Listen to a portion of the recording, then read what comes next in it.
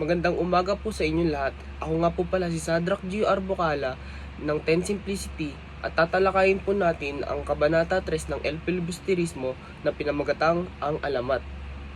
Ang tagpuan ng kwento ay sa ibabaw ng kubyerta at ito ang mga tauhan ng Kabanata 3. Ito ay sina Padre Florentino, ang amain ni Isagani, Padre Sibilia, ang paring Dominico, si Padre Irene, ang kaanib ng mga kabataan sa pagtatag ng akademya ng wikang Kastila, si Padre Camora, ang mukhang artilyerong pari, si Padre Sarbi, ang paring Franciscano, si Simon, ang mayamang mag-aalahas. Nauwi ang usapan sa ibabaw ng kubyerto sa mga alamat. Nagsimulang ikwento ng kapitan ang mga alamat na malapad na bato. Ayon sa alamat, itinuturing daw na banal ng mga tutubo ang lugar at tahanan ng mga espiritu. Ngunit, nang manirahan daw dito ng mga kriminal ay nawala ang pangamba sa mga kaluluwang naroon. Sa mga tulisan na natakot ang mga tao.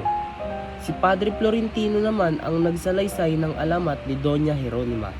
Nagkaroon daw ng kasintahan ang Doña, ngunit naging arsobispo ito sa Maynila.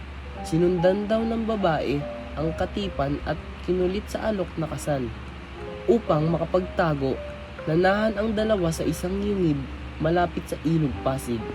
Nakwento din ang alamat ni San Nicolas na nagligtas sa intsek na muntik ng patayin ng isang buwaya.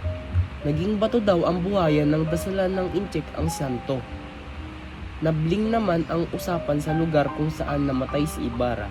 Ipinaturo ni Benyaib kung saan iyon banda sa Ilog Pasig at natahimik at namutla naman si Simon. Sino nga ba talaga si Simon? Si Simon ng El Filibusterismo ay siya ring si Crisostomo Ibarra ng Noli Me Tangere. Habang naniniwala ang mga tao na si Ibarra ay pumanaw na 13 taon na ang nakalipas, siya'y nagbalik sa katauhan ni Simon na kilala bilang isang mayaman na mag-aalahas. Siya ay ang personal na tagapagpayo ng Kapitan General kaya't ang presensya niya ay kinatatakutan ng karamihan.